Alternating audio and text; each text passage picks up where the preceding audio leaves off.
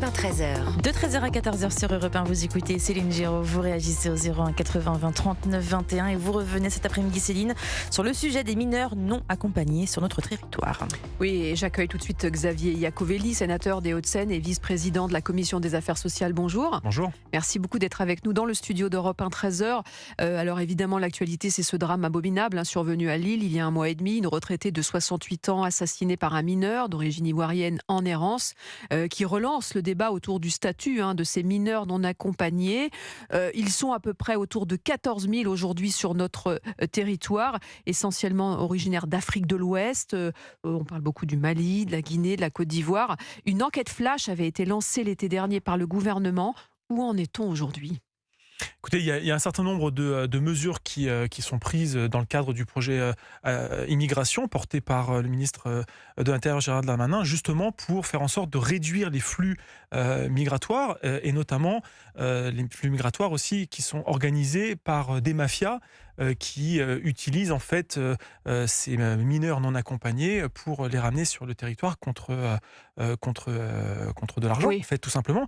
Et il faut distinguer les mineurs non accompagnés qui rentrent dans un cadre une fois que la minorité est avérée et elle est validée par les institutions et notamment par les départements. Une fois que Ils rentrent dans le dispositif d'accompagnement. ils peuvent rentrer effectivement dans un accompagnement des départements en mineurs non accompagnés dans le cadre de la protection de l'enfance, c'est-à-dire l'aide sociale à l'enfance.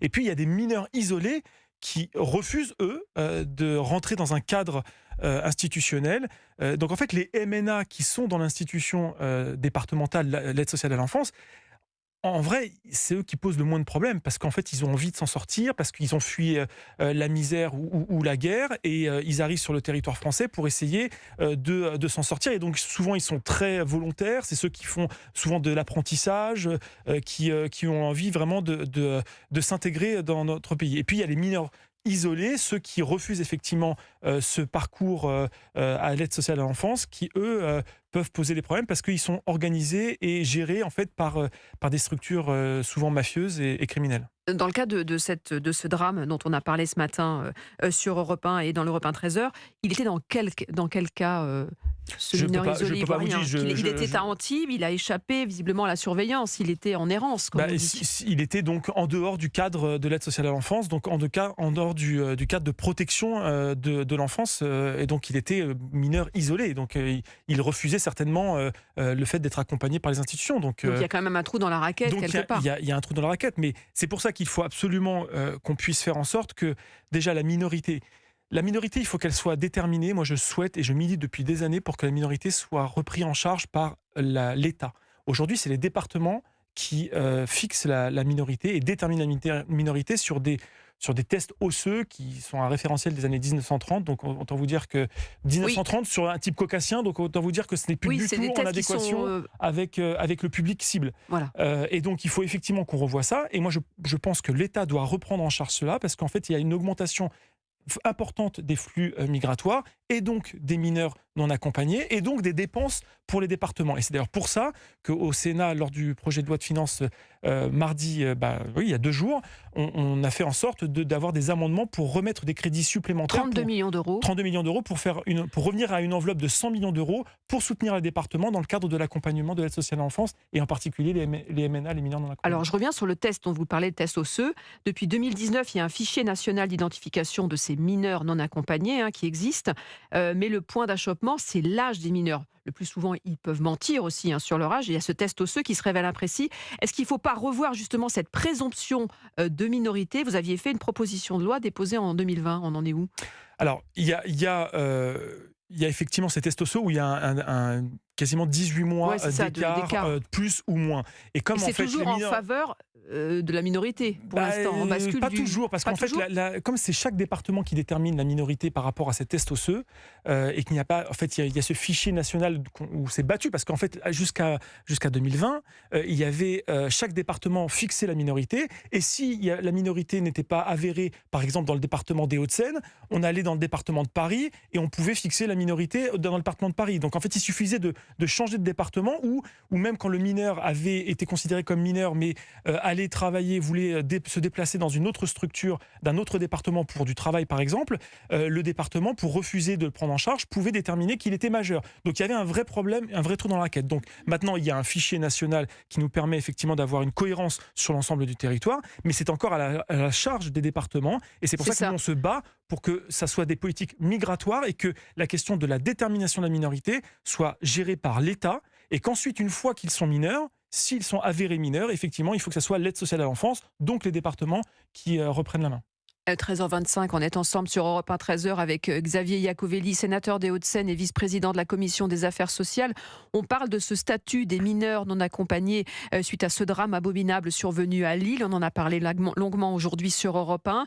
Les MNA, on va le rappeler, ce sont des mineurs étrangers dépourvus de responsables légaux en France. Ils ont un régime extrêmement favorable en matière migratoire et judiciaire. Et c'est aussi une importante filière d'immigration illégale et une source de délinquance inquiétante. Revoir leur statut, on l'a compris, ça fait partie de votre combat. Mais sur le plan pénal, la justice pour ces mineurs est totalement inopérante. Il y a des mesures éducatives qui sont le plus souvent stériles. Est-ce qu'il ne faut pas s'inspirer du modèle danois ?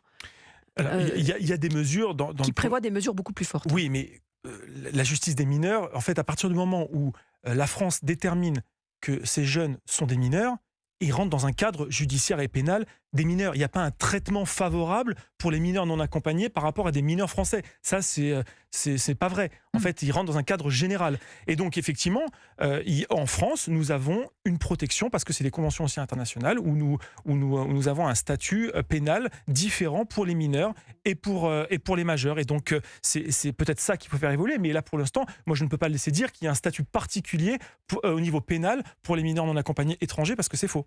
Et votre combat, justement, que vous menez pour revoir effectivement le statut, ce dont on a parlé, vous êtes optimiste, c'est un combat de fond.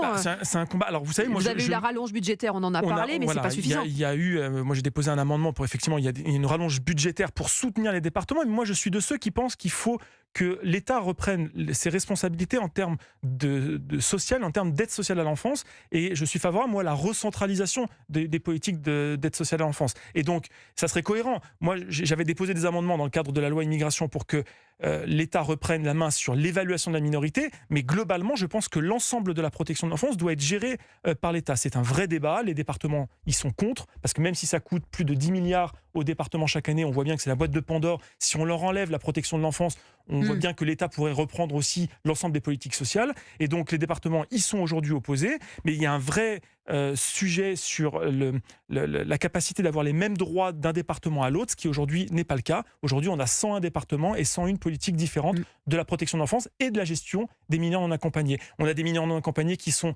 hébergés dans des familles d'accueil où ça se passe très bien. On a des mineurs non accompagnés qui sont livrés à eux-mêmes dans des hôtels. Et c'est pour ça qu'on s'est battu sur la loi Taquet en 2022 pour faire en sorte que l'hébergement hôtelier soit interdit, parce que ça, c'était vraiment des jeunes qui étaient livrés à eux-mêmes et à la fois sur la prostitution, la délinquance. On leur donnait juste une chambre d'hôtel et ils faisaient ce qu'ils voulaient. Donc il y avait un vrai sujet, et pas seulement d'ailleurs sur les mineurs non accompagnés étrangers, mais y compris sur les Français. Bon, en tout cas, c'est un dossier à suivre. Un grand merci à vous, Xavier Iacovelli, sénateur des Hauts-de-Seine, pour ce décryptage sur Europe 1. On reste ensemble, bien sûr, dans quelques instants. On va parler de Notre-Dame de Paris. 13h14, vous écoutez Céline Giraud sur Europe 1.